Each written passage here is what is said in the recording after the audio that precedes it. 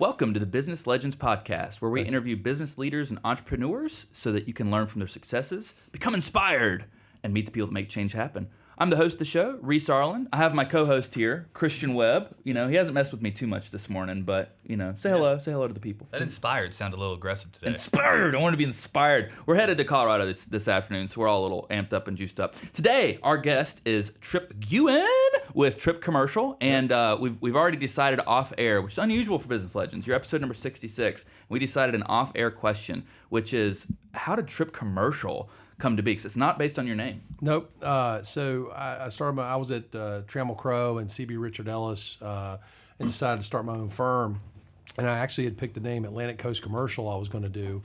I thought ACC sounds familiar. I'm a basketball guy. I love played ball at College of Charleston. And love March Madness, and thought that'd be kind of cool. So I got with a client of mine, Clements Bernard, who's a patent law firm, and they were doing some research for me. And the day they called me, they said, "Hey, you know, there's a company in Greensboro with a similar name, Atlantic Commercial Realty or something." And they're like, "You'll probably get sued, but you'll be fine." I'm like, I chalk that up as obvious foreshadowing. yeah, I'm like, probably not going to go with that then. So Yeah. I met, right after that call, I went and met with an architect here in town who I had been doing business with at CBRE.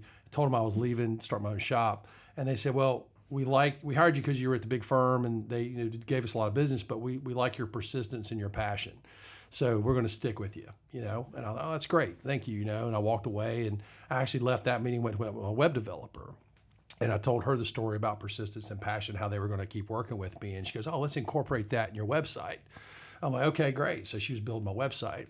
So I get on the phone with my dad on the way to Raleigh for a Cornet Global event, which is a real estate group. And I'm talking to my dad, and I'm like, "Yeah, you know, just talk to my attorney. There's a probable issue with the name Atlantic Coast. I don't know what I'm going to do. I feel like an idiot. I already started it, you know." And it's like 2 weeks in, and he's like, I told him the story about persistence and passion. I told him the story about incorporating it in the website. He goes, well, you're a tenant rep. Why don't you just call it Tripp and have it be an acronym for what you do and why people hire you?" And he said, "Tenant representation incorporating persistence and passion."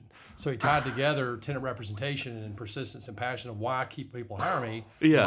All I do is tenant rep. We don't do listings really and things like that. And my web developer said she was going to incorporate it. So he said Tripp. And so my card is capital Tripp, all caps. And on the back, which I don't even have one with me, but on the back it has Tripp spelled out with, you know, the acronym. Your own acronym. See, I think our names are too long, but like Reese, like I couldn't even possibly come up with anything related to marketing with like a acronym. And then Christian, I bet you ChatGPT-4 could. I bet that's true. Well, Tripp, thank you so much for joining us this morning. I'm really excited to have you.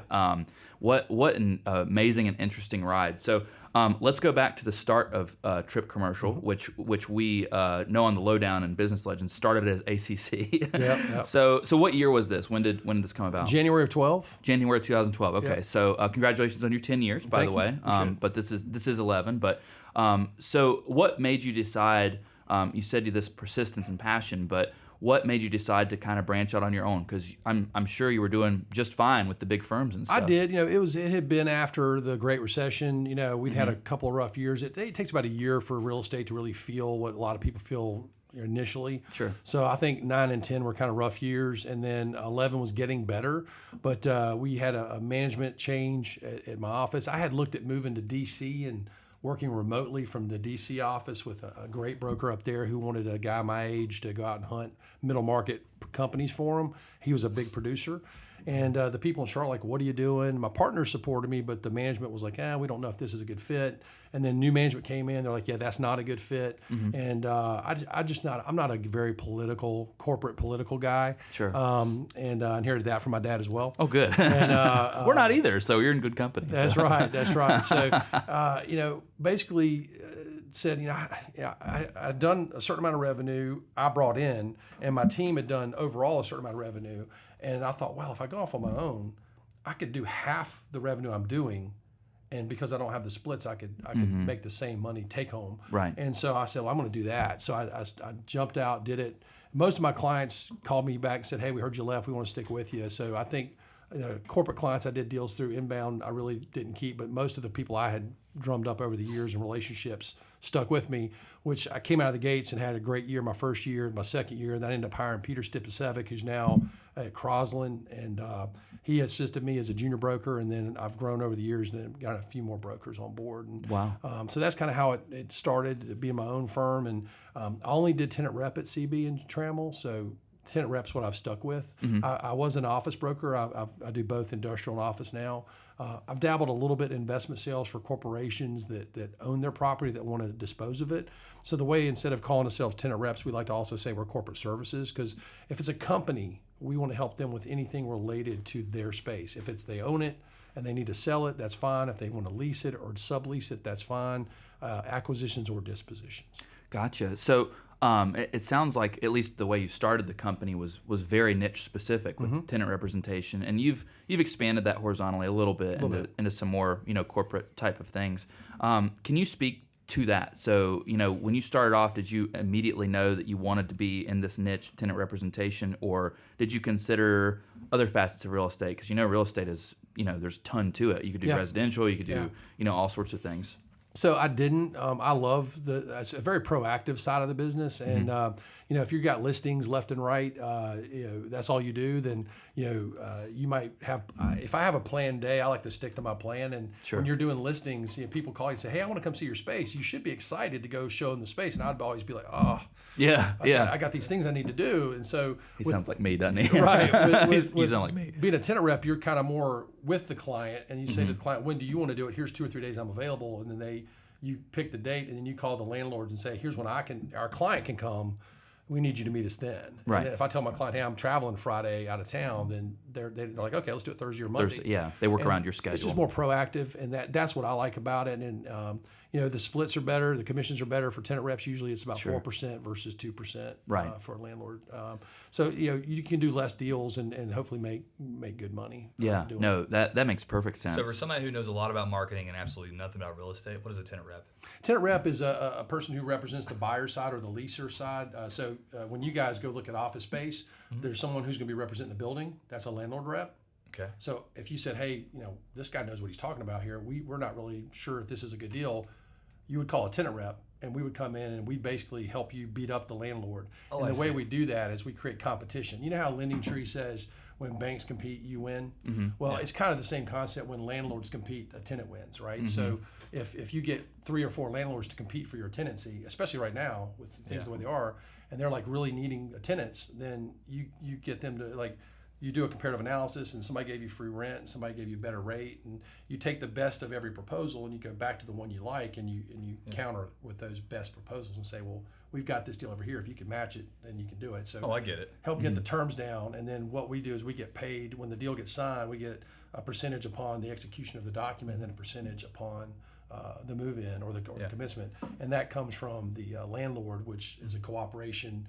Even though we're fiducially responsible to the tenant, it's an agreement, just like when you buy a house. The listing agent pays the buyer's agent. So I noticed you said how the economy is currently. How is the economy doing for landlords? Are they really suffering to get tenants right now? It's hard to really give a straight answer. I mean, Class A spaces are holding their rates pretty strong. Some are increasing them. Class A seems to be doing well. But you've got pockets of Class A that's also struggling. Downtown, there's 3 or 4 buildings with 800,000 feet available in them. So you're going to see some CMBS loan data, some landlords that are struggling with lack of tenants, right? So what happens to those is going to be a key indicator, and it's also going to segue into the banking industry, which we're seeing with liquidity issues with Signature and SVB right now. I think in 6 months or a year, if you have more of these empty buildings and CMBS issues, then you're going to see some liquidity issues with some banks as well, potentially. But hopefully we see that far enough in advance that we can work through it. I know in New York, they're talking about Class B and C buildings being the ones that are struggling, and they're talking about maybe converting buildings into residential units, because multifamilies continue to do well. In places like Charlotte, that's going to probably continue to do well.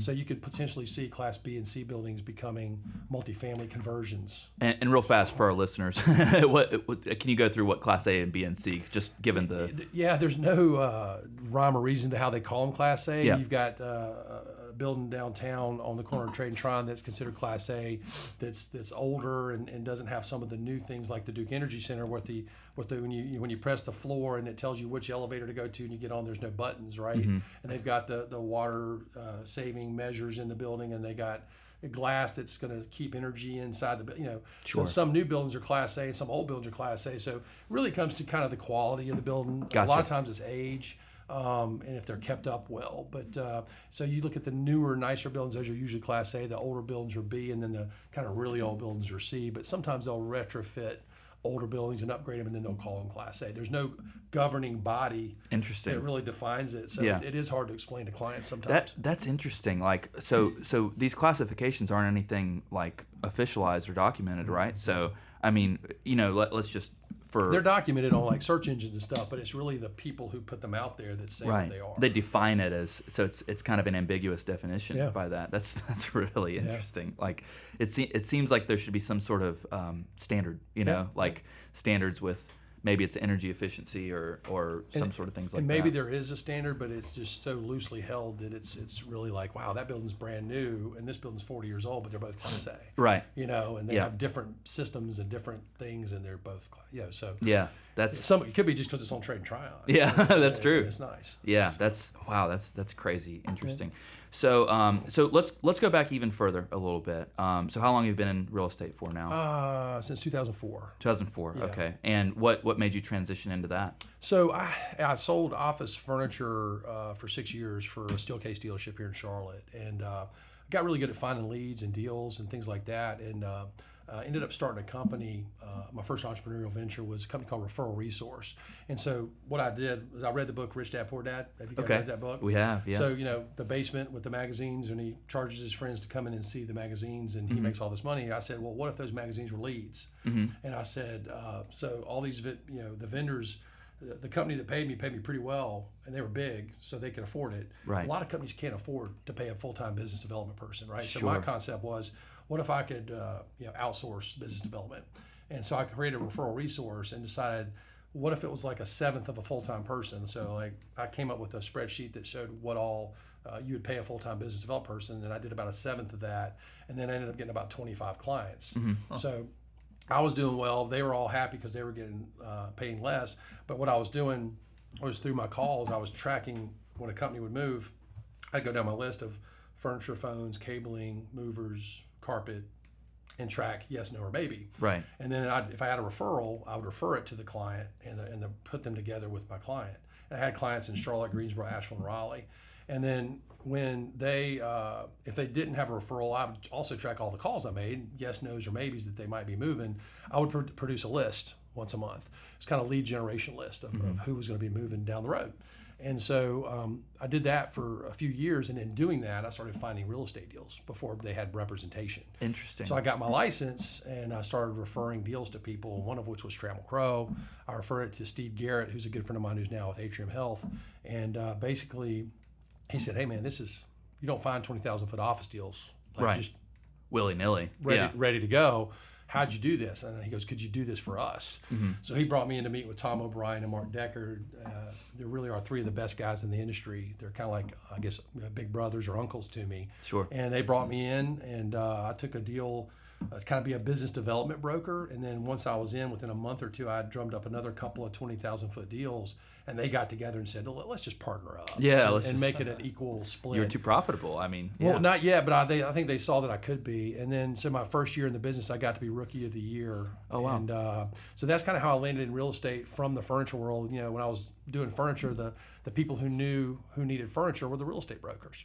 So Mark Deckard was a good friend, and Steve became a good friend, and they ended up introducing me to Tom, and we ended up having a great partnership through the time I left. Yeah, and the rest is history. Yeah. So do you feel like you kind of fell backwards into real estate, or do you think that your intentions placed you there, or kind of a mixture? Kind of what Tripp said. I tripped and fell into it. Yeah. I always wanted to be in it. I had actually Gotcha. talked to Mark Deckard in 2001, but they had the dot-com bombs kind of happening right then. And he was like, yeah, man, we're not hiring. And I was a guy that had the golf shirts. I had the goatee. Now I've got the beard. And you've upgraded. And I'm kind of known to be a little ADHD and a little haphazard. You too? You're in good company once again. So Mark's like, yeah, it's a pretty detailed business. I'm not, It's hard to get into, and it really is a hard business to get people to let you in because it's a huge commitment on their side. Sure. To train you and everything. And a lot of people are like, I just don't know if he's a good fit, But once you're in and you know what you're doing, it's really not that bad of a business. So thank goodness I built a relationship with Mark. We met on the basketball court, and I met Steve through my Steelcase dealership, and I just kept pushing and pushing. And then when you hand them a 20,000-foot office deal with a $100,000 fee, that helps get people's attention. So you say fall back. I say you did a lot of things right and things happened. I think you do. You make your own luck. And I definitely. I have a pretty strong work ethic, and I beat myself up if I'm not doing if I'm on the road at 2:00 in the afternoon, I'm kind of heading to Raleigh. I'm kind of upset with myself, so I literally will print out a list and have it with me and dial with my voice while I'm driving, just so I don't feel like I'm letting myself down. God, that's how I used to be. I need to get that back. It's hard to do. I went to Vegas a couple weeks ago, like I said, and I didn't make any calls while I was in Vegas. But I was responsive on emails and did things at night and stuff like that, but just no proactive prospecting. Mm-hmm. Yeah, that's kind of an incredible mentality to have. Here you are, you're 20 years in the business, and what would you say? Obviously, there's no secret.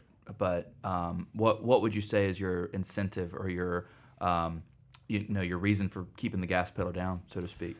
Frankly, I feed off of energy. Mm-hmm. I love people. I love new relationships. I love meeting new people and finding out new things. I just get excited about it, and that's one of the reasons I love going to networking events, meeting new folks like yourself. Mm-hmm. Every new person I call could end up being a close friend. I had a guy, Russ Markey, I called on multiple times, never could get a hold of him, couldn't get him to call me back.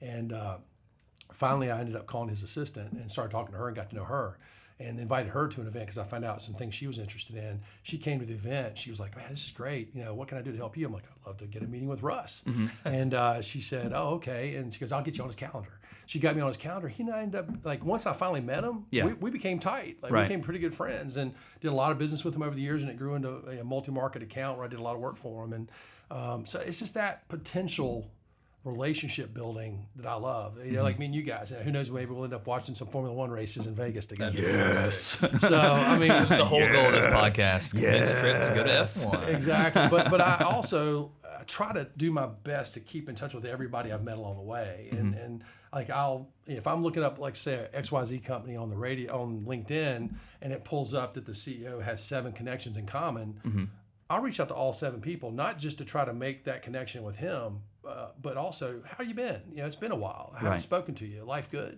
What's going on? By the way, do you know this guy actually, or is it just a LinkedIn connection you added? Because I'd love to meet him. Right. And a lot of times people will make the introduction, but they'll say, let's grab coffee. And what I found is I don't ever get a deal with that XYZ guy, but then the coffee here, somebody walks by, I introduce them, and I end up getting a deal with the person that walked by because I met that person for coffee. I think that is the strongest thing any future entrepreneur could learn from this podcast is that connecting dots with good faith is the best thing you could ever do. I truly just love people and want to be around people. And, I'm sure I can rub some people raw with my personality. I can be a little abrasive here and there.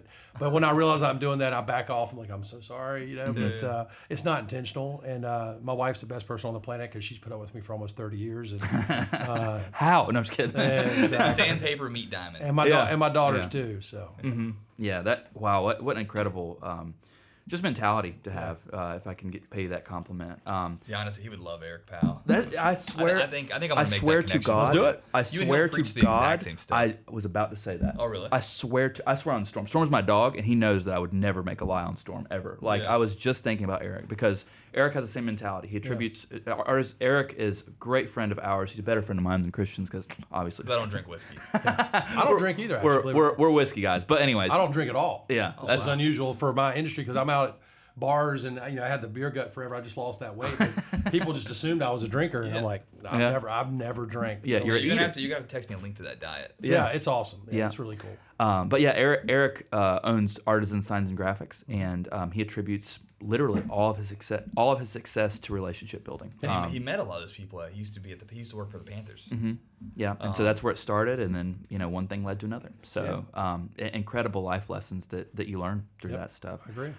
So on Business Legends, we want to talk a little bit to up and coming entrepreneurs, and with what little bit of time that we have left, what advice? So let's say that you could hop in a time machine and give your 20-year-old self some advice, or professional advice, not personal, but something that might help steer you along.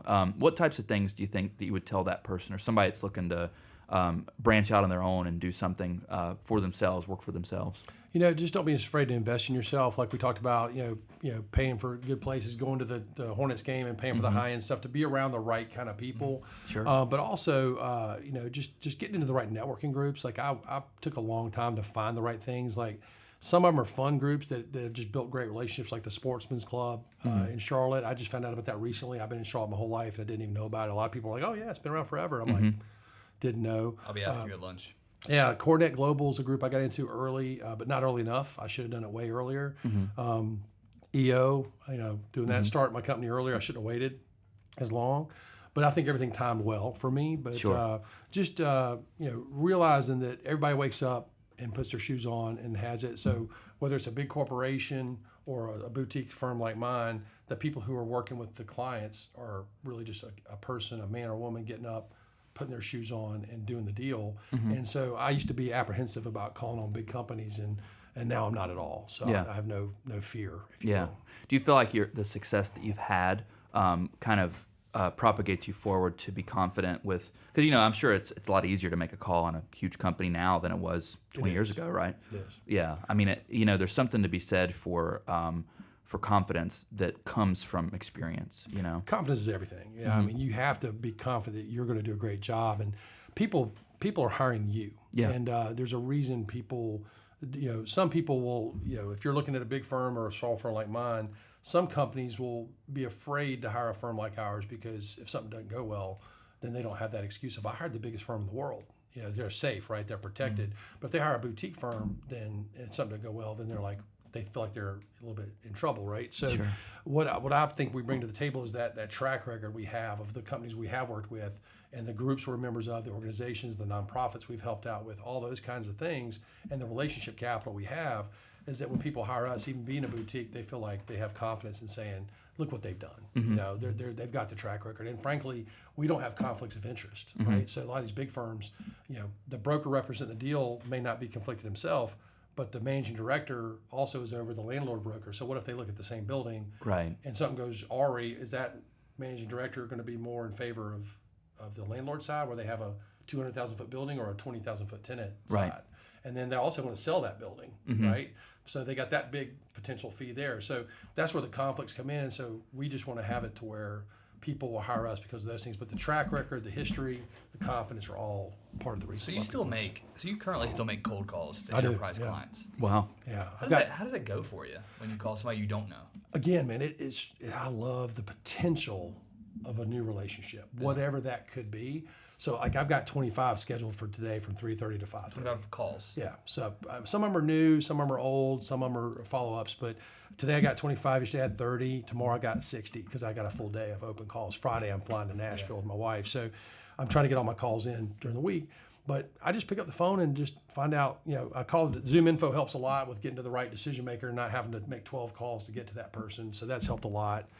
So it's interesting because we've been actually thinking about this a little bit because we quit cold calling and did all just warm relationship stuff, and we've been doing that for years.